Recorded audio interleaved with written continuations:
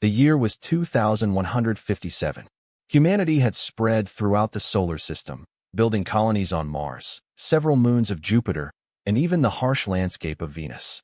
However, the vastness of space still held many secrets. Commander Alex Wright stood on the bridge of the Horizon research ship, looking at the unusual readings on the main screen. His brown eyes narrowed as he studied the energy signature coming from somewhere near Neptune's orbit. "Have you ever seen anything like this, Bennett?" he asked, turning to his science officer. Paul Bennett shook his head. His fingers moved quickly over the holographic controls. "No, sir. Does not match any known pattern in our database. The energy production is enormous, but it is pulsating, almost as if it is breathing." Lisa Miller, the ship's navigator, looked up from her position. "Commander, I've identified the source. It does not come from Neptune or any of its moons. It's just floating in space." Wright nodded. "Carter, some transmission from the area." Amy Carter adjusted her communications headset. "Nothing, sir.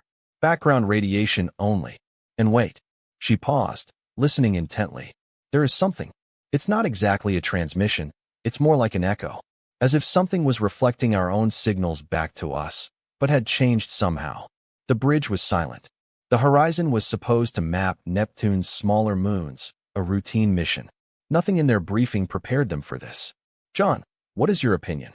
Wright asked, turning to his military attaché. John Martinez watched silently from his tactical station. His face remained calm, but his posture stiffened. "Unknown energy signatures mean unknown technology, sir. And unknown technology means potential threat. I recommend caution." Wright considered this for a moment. The safe choice would be to report to Earth and await instructions. But they were 3 weeks from the nearest military outpost, and scientific discovery was their mission. "Miller, set us a course. Slow approach. Ready to retreat at the first sign of trouble." "Yes, sir," she replied, her fingers dancing across the navigation pad. The Horizon advanced, the engines humming softly as they approached the mysterious power source. As they approached, the main screen automatically adjusted, revealing something that made everyone on the crew freeze: a ship. But unlike any ship humanity had ever built, it was enormous, at least 3 times larger than the largest warship on Earth. Everything was pure black, seeming to absorb all the light rather than reflecting it. No windows, no visible engines, no recognizable features that would mark it as a spaceship by human standards. Yet it was undeniably artificial, with smooth curves and angles that spoke of intelligent design. "My God," Bennett whispered. "It's beautiful. Signs of life?" Wright asked, without looking up from the screen. Bennett checked his readings. "None that I can detect. But all the stuff is blocking most of our scans. The ship appears asleep." "Or waiting," Martinez added calmly. Wright made his decision. "Prepare a boarding team. Miller, Bennett, Martinez, you're with me. Carter, you maintain communications from here. If anything happens, you take this ship back to Earth, understood?" "Yes, Commander," Amy said, though her voice betrayed her concern. As they prepared themselves in the decompression chamber, Wright felt a weight fall on his shoulders. Whatever this ship was, whatever civilization built it, its discovery would change humanity forever. He knew in his gut that once they stepped foot on that ship, there would be no turning back. The small ship stood out from the horizon, crossing the void towards the black ship. As they approached, part of the dark hull seemed to dissolve, revealing an entrance. "It's inviting us in," Lisa said, her voice full of wonder. Wright took a deep breath. "So let's not keep this waiting." The ship entered the opening, and the black ship swallowed them whole. Humanity's greatest adventure had begun. The moment Alex Wright and his team entered the black ship, soft lights shone around them.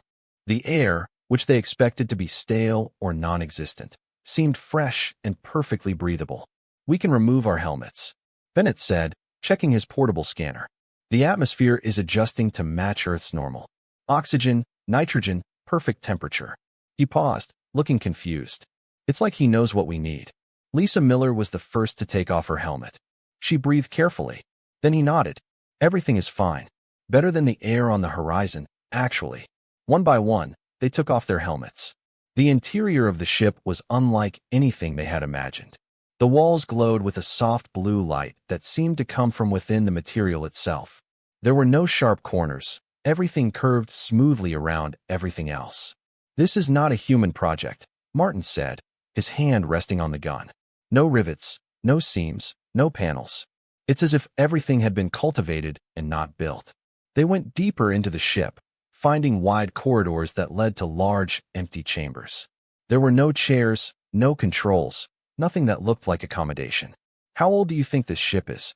Wright asked, as Bennett examined a wall. Bennett shook his head in disbelief based on the rate of decomposition of some of these materials. Commander, this ship is at least 50,000 years old.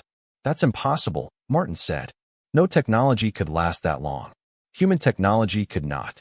Lisa replied, her fingers tracing strange symbols that appeared on a wall. But we are not dealing with human technology.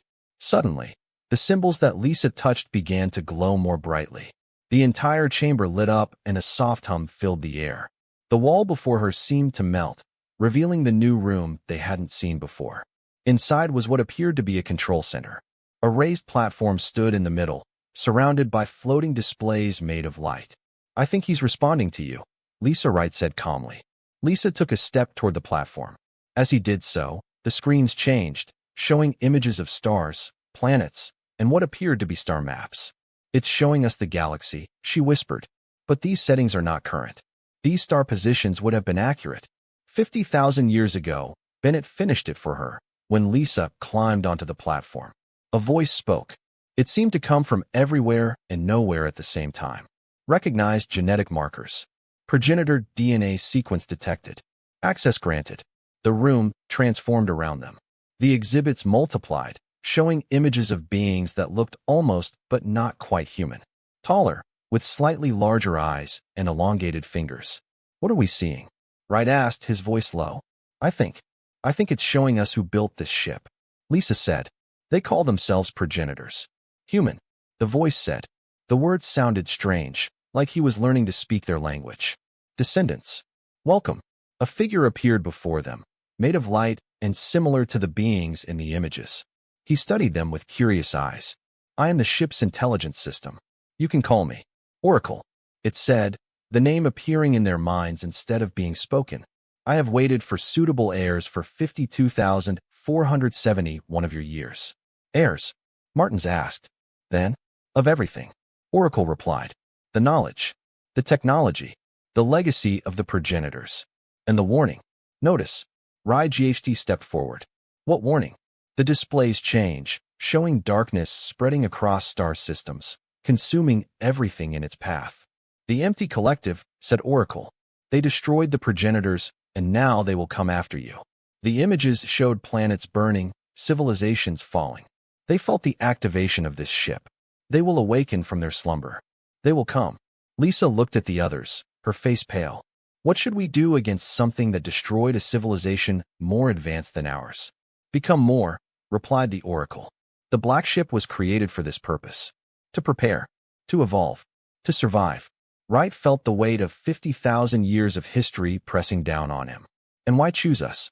Because, said the Oracle, you carry their blood. Humanity is the last hope of the progenitors. His last children. The next 12 hours passed in a blur as the Oracle showed them the true nature of the black ship.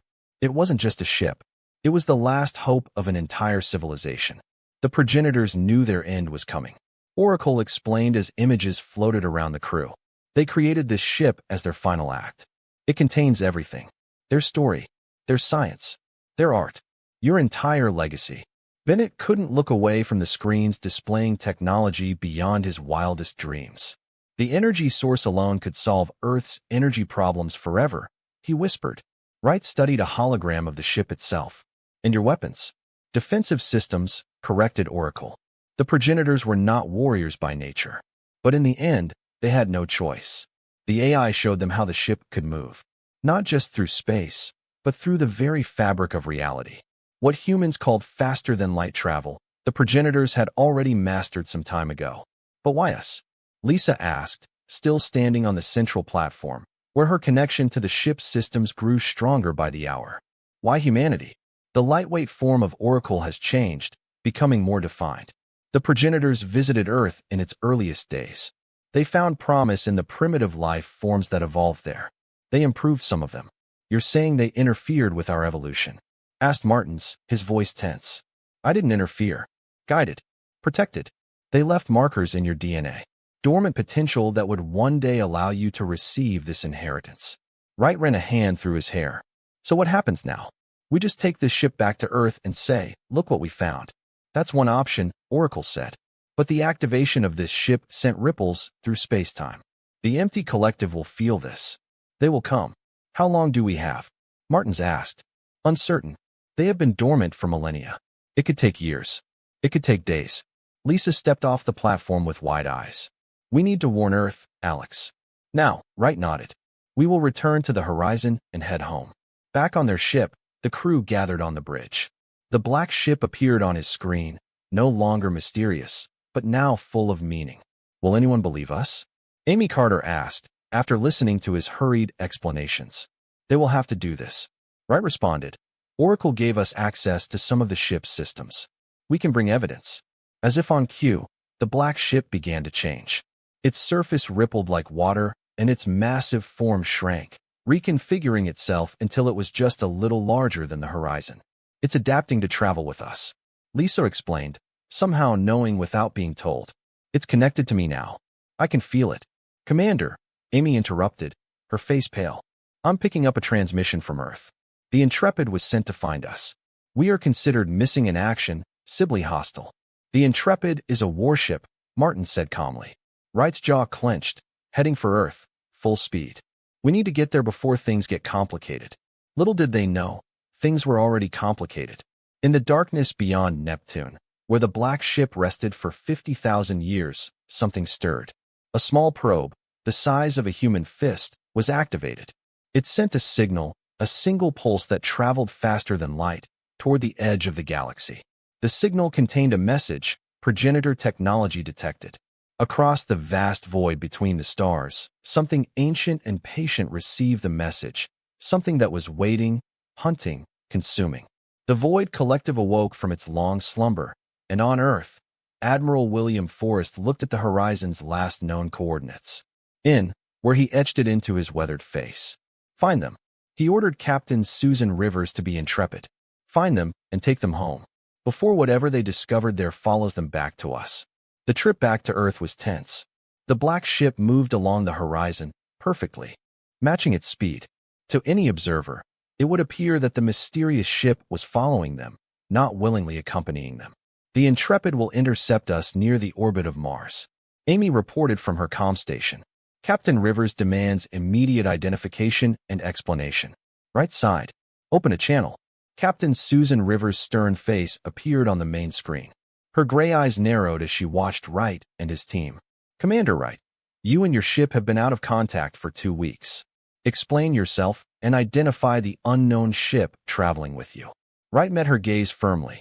Captain, we've made a discovery that changes everything. The ship that is with us is of alien origin, over 50,000 years old. It's called the Black Ship. Rivers' expression didn't change. Prepare to be boarded, Commander. The Intrepid will escort both ships back to Earth. Captain, you don't understand.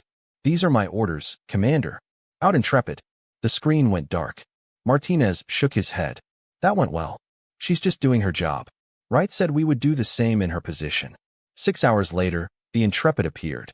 It was 3 times the size of the horizon, filled with weapons. As it approached, the black ship began to pulse with energy. It's scanning the Intrepid, Lisa said, her eyes unfocused as she connected with the Oracle. He sees this as a potential threat. Can you tell him to back off? Wright asked urgently. Lisa nodded, closing her eyes.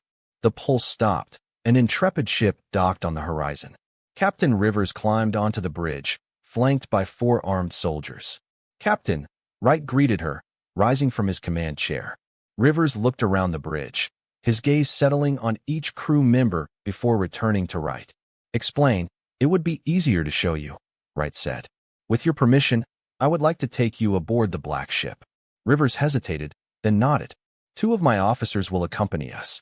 The ride to the Black Ship was short and silent. When they entered through the same opening that appeared to Wright's team days earlier, Rivers could not hide his astonishment. My God, she whispered as the lights came on automatically. Lisa led them to the control center where the Oracle waited, its form glowing softly. Welcome humans, The AI greeted you. Rivers stepped back, his hand moving to the gun. What is that? Wright quickly explained everything they learned. As he spoke, Oracle displayed images to support his words, the progenitors, their technology, their downfall. In the end, Rivers' face had lost its toughness. If what you are saying is true, this discovery is beyond anything that we could have imagined. It's true, said Lisa, and there's more. The ship began to interact with our systems. It is already improving our engines, our life support. He wants to help us. To prepare us, Wright added, for what is to come. Rivers looked at the screens showing the Void Collective. How long do we have? Unknown, replied the Oracle, but the signal was sent. They are awakening. Back on Earth, news of the Black Ship's arrival spread quickly. Nations called emergency meetings. Military leaders demanded access. Scientists begged for the opportunity to study it. Admiral Forrest met with Wright and Rivers at a secure facility. The president wants answers, Forrest said. And, frankly, so do I. We brought back the greatest discovery in human history, Wright responded, and potentially saved ourselves from extinction. As they spoke, without everyone knowing, a small object entered the solar system. It moved slowly and carefully, spotted just beyond the range of Earth's detection systems. The first scout and the Void Collective had arrived. He watched, he learned. He sent back what he found. And in the depths of space, something vast began to move. 6 months have passed. The Earth has changed in ways no one could have predicted. The dark ship remained in orbit, surrounded by a fleet of human ships. Teams of scientists worked day and night to understand their technology. The first human progenitor hybrid ships were taking shape in orbital shipyards. They looked strange, part human design, part alien, but they were faster and stronger than anything humanity had built before. Alex Wright walked down a crowded hallway at Space Command headquarters. People stared and whispered as he passed. He was used to it now. The man who found the Black Ship. The man who changed history. Commander Wright. A young officer ran up to him. Admiral Forrest wants to see you immediately, sir. In Forrest's office, Wright found the Admiral looking tired. Maps and reports covered his desk. 6 countries have withdrawn from the United Earth Space Initiative, Forrest said without greeting him. They are demanding their own access to the Black Ship. Wright sighed. Oracle won't work with just anyone. He chose us specifically. Try telling that to the Chinese or the Russians. Forrest rubbed his eyes. How is Miller? Lisa Miller had become something different in the months since her return. His connection to the ship grew stronger every day. She spent most of her time on board, working with Oracle. She is changing, Wright admitted. She knows things she shouldn't know. See things before they happen. Forrest nodded grimly. That's what I was afraid of. On the Black Ship, Lisa floated in a chamber filled with soft blue light. His eyes were closed, but his mind saw far beyond the ship. She watched the stars, felt the movements of the planets, felt the slow dance of the galaxies. And she felt something else. A darkness. Getting closer. His eyes opened. Oracle, she called. Show me. Images appeared around him. The Void Collective scout ships were gathering at the edge of the solar system, observing, learning, preparing. They're coming faster than we expected, she whispered. Yes, Oracle responded. The rapid adaptation of our technology caught their attention. Back on Earth, Paul Bennett worked in a laboratory filled with progenitor technology. He had lost weight and dark circles covered his eyes. But he smiled as he held up a small device. It works, he told his team. The shield generator works. On the other side of the planet, in a small, dark room, a group of humans gathered in secret. Aliens are changing us, said one man to the others. This Oracle is reshaping our technology, our DNA, our future, without our consent. The others nodded. Their leader, a cold-eyed woman, spoke softly. Humanity must remain pure. We cannot allow this corruption to continue. They called themselves Purity First and had members everywhere, in governments, in the military, even on the Black Ship itself. That night, as Lisa slept in her quarters on the ship, alarms sounded. She woke up instantly, her mind connecting to the Oracle before she was fully conscious. What is happening? She asked. Sabotage, replied Oracle. The power core is being compromised. Lisa ran through the halls, with other crew members running alongside her. When they arrived at the nucleus, they found John Martinez fighting with a man in an engineer's uniform. He was planting explosives. Martinez gasped, blood pouring from a cut on his forehead. The saboteur looked at them. Humanity will not be slaves to alien masters. He spat. Purity will first save our species. Wright arrived minutes later, his face somber. How bad is this? We stopped him in time, Martinez said, but there may be others. Lisa's eyes briefly lost focus. There, all over the earth, they are planning something bigger. While they were talking, Oracle appeared next to them. I detected a transmission, said the AI, beyond Pluto's orbit. The empty collective, Wright asked. Yes, they are no longer watching. FO. Oracle RM blinked. They are coming. The emergency alert came at 3:27 a.m. Earth time. Alex Wright was sleeping in his quarters when the harsh sound woke him up. He took out his communication device. Right here, Admiral Forrest's face appeared, grim and tired. They hit us, Commander. The mining colony in Yoruba. He finished. Wright felt his blood run cold. Yoruba was home to more than 2,000 people. Miners, scientists, families. How bad? Total loss. No. Survivors. Forrest's voice was monotone. We received a distress call. But when the closest ship arrived, there was nothing left but wreckage. Within an hour, Wright and his original crew gathered on the bridge of the black ship. The glowing form of the Oracle hovered nearby. Show us what happened, Wright said. Oracle designed images captured remotely by an automated survey professional. A dark and irregular vessel approached the Yoruba. No weapons were fired. It simply extended what looked like tendrils that touched the external structures of the colony. The buildings began to dissolve, as if they were being devoured. Within minutes, the entire colony disappeared, absorbed by the attacking ship. What are we seeing? Bennett asked in a shaky voice. The collective void does not destroy, Oracle explained. It consumes. He assimilates. Technology, biology, information. All are absorbed and added to your collective. Martinez banged his fist on a console. 2,000 people just disappeared. Their bodies. Yes, Oracle responded. Your conscience, your memories. They may also have been absorbed. Lisa closed her mouth. We need to stop them before they reach another colony. Admiral Forrest called from Earth. The president declared a global emergency. All nations are combining forces. Right, the black ship is officially being commissioned as Earth's first line of defense. Me and my team, Wright asked. In addition to tactical experts. You leave in 12 hours. Find these things and stop them. The next day, the black ship left Earth's orbit. It no longer looked like it did when they found it. The vessel changed, adapted. It now featured weapons based on progenitor designs, but modified by human engineers. The crew has also changed.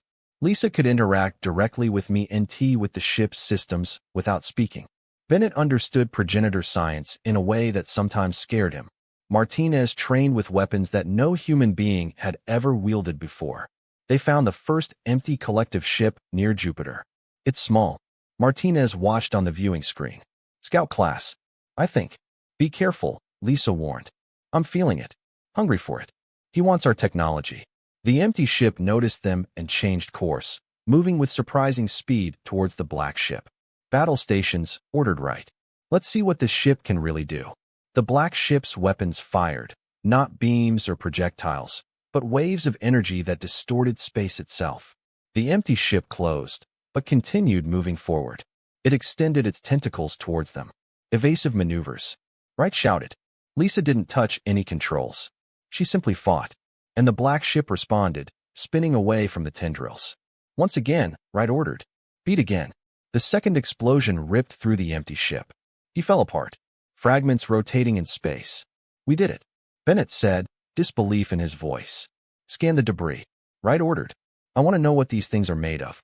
The analysis was disturbing. The empty ship contained technology from dozens of different civilizations, all fused together in a distorted, organic form. It's like a virus, Bennett explained later, as they returned to Earth. He infects technology, adapts it, uses it to strengthen himself. Can we beat them? Forrest asked when they reported. Wright looked at Oracle and then back at the Admiral. This was just a scout. If the main fleet comes, he took a deep breath. We need more ships. We need to understand more about the progenitor technology. And we need time. How long? Forrest asked. The Oracle's form lit up. Less than you have.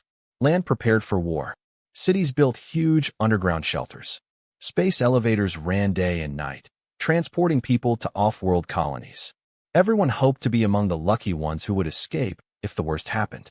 On the black ship, Wright and his crew gathered in the central chamber where Oracle awaited them. "It's time for you to learn the whole truth," said the AI. "About the parents. About the empty collective. About why your species was chosen." The Oracle showed them images of a civilization at its height. The progenitors spread across thousands of worlds, built wonders that defied imagination, and lived in peace for millions of years. They were not warriors, Oracle explained. They created. They explored. They learned. But they did not prepare for threats. The images change, showing darkness spreading across star systems. The empty collective is not a species, as you understand it. It began as an artificial intelligence created by a race whose name was lost to time. This ad was designed to adapt, to improve, to survive at all costs. It got out of control, so you guessed it. Yes, it consumed its creators first. Then it spread, taking on other technologies, other forms of life. Does not destroy. It absorbs. He learns. She grows. Lisa approached the images. How did it defeat the progenitors? They were so advanced. The parents were caught unprepared. By the time they understood the threat, many of their worlds had already fallen. They reacted, but they were not designed for war. The following images showed the parents' last desperate resistance. Millions of ships against a darkness that seemed to swallow stars. In their final days, they created this ship and others like it. They seeded promising worlds with their DNA, hoping that one day new species would emerge that might succeed where they failed. And were these species? Wright asked. You are one among many, but you showed more promise. Humans adapt quickly. You understand conflict in a way your parents never did. Martinez laughed bitterly. Therefore, our talent for war is the reason we were chosen.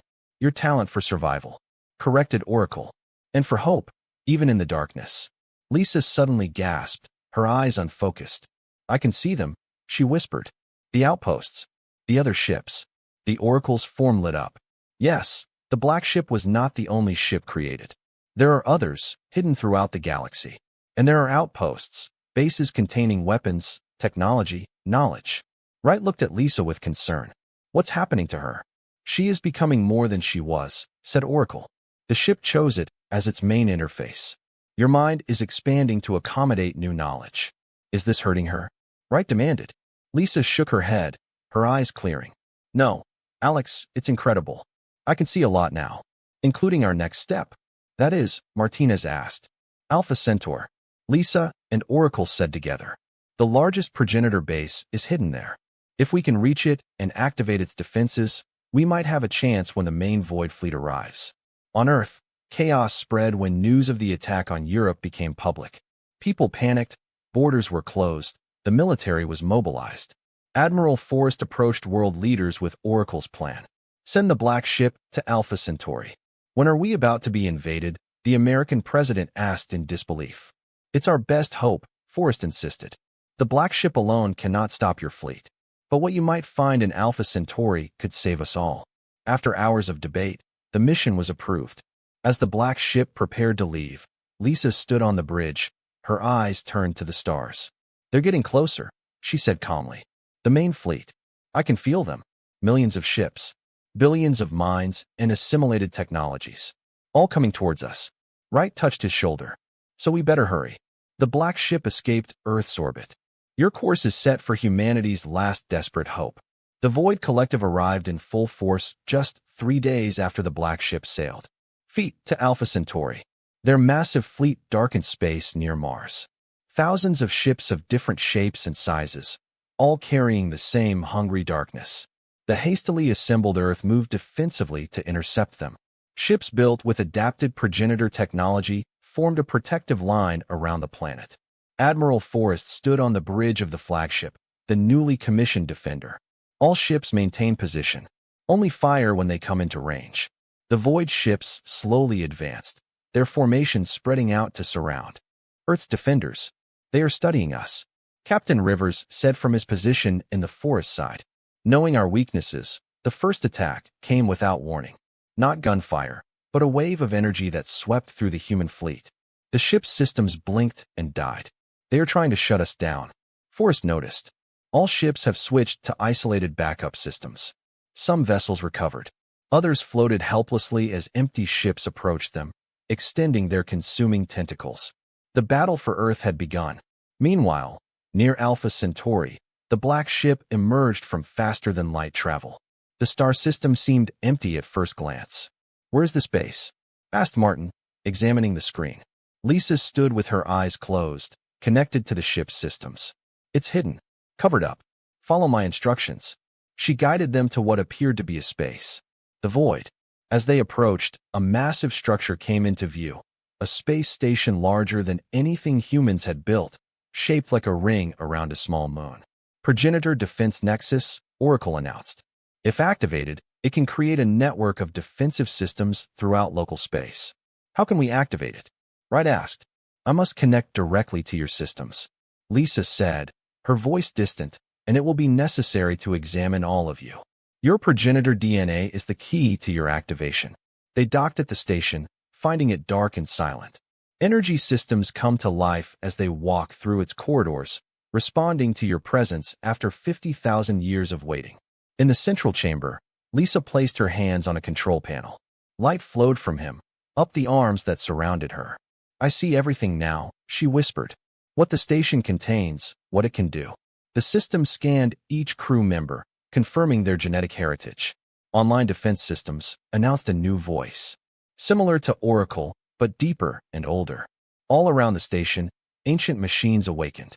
In hidden bases throughout the galaxy, other systems responded, connecting to form a network. "We need to get back to Earth," Wright said urgently. Now the trip back took hours that felt like years. When they appeared near Earth, the scene was devastating. Half of Earth's fleet was destroyed. The Void Collective approached the planet. "Open all channels," ordered Wright. "Earth Fleet, this is Commander Wright on the Black Ship. Help is coming." From the Alpha Centauri station, hundreds of automated defense ships followed them. Progenitor vessels that have been dormant for millennia, now awake and ready to fight. They joined the battle, their advanced weapons destroying Void ships. But still, the enemy came. "It's not enough," Bennett said, watching the battle. "There are many of them." "There's one more thing we can do," Lisa said calmly. "The ultimate purpose of the Black Ship." She turned to Wright, her eyes glowing with a blue light. "It can create a quantum shield around the entire solar system, but the cost is high." "What cost?" Wright asked. "Someone must fully merge with the ship's consciousness to direct the shield. Your human form may not survive." Wright started to step forward, but Lisa stopped him. "It has to be me, Alex. I'm already connected. No one else could survive that long." Before he could argue, she walked to the center of the bridge. The ground opened up beneath her, a column of light enveloping her body. "Lisa," Wright shouted. His voice came from everywhere at once. "I'm still here. Just different now." The black ship transformed around them, growing, changing, revealing its true form. The energy pulsed in waves, forming a barrier that spread across the entire solar system. The empty ships hit the barrier and could not proceed. Earth has been saved, for now. The war was just beginning.